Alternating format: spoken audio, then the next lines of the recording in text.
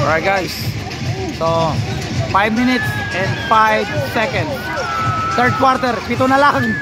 66-59. na 5 na lang. 66-61. Meralco pa rin. Habol na. Magbe-20 na yung kanina. Oh. Patay na kayo. Wala. Oy, nako, nakaswerte na. Dating inebra yan eh. Wala na yan, palaos na rin yan.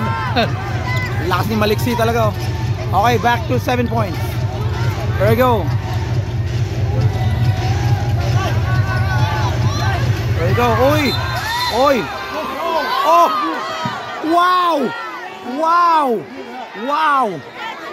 Offensive foul daw. Wow. What a lie, man. Wow, paano? Ay nako. Paano naging offensive foul yun? Wow.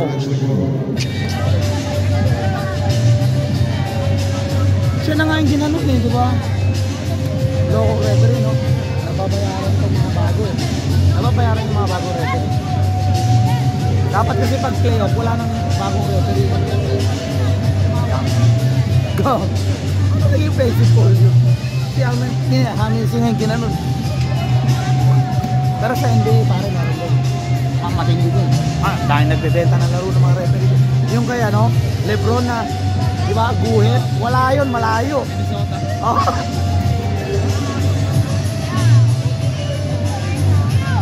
Lakers pa rin ako. Second team ko yun. Kasi I live in LA for 8 years. Ex-wife ko ng Korean. Wala lang kami naging anak kasi large ko eh. Pasan? Oo nga, laki oh. Si John Mar, ayun na. Jay, si John Mar oh. Laki Jay oh. 7-footer. Kapre. Picture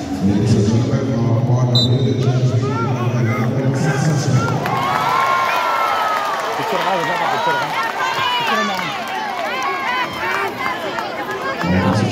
Asa na, papapicture tayo kay Junmar. Bye-bye muna. Love you guys. Peace.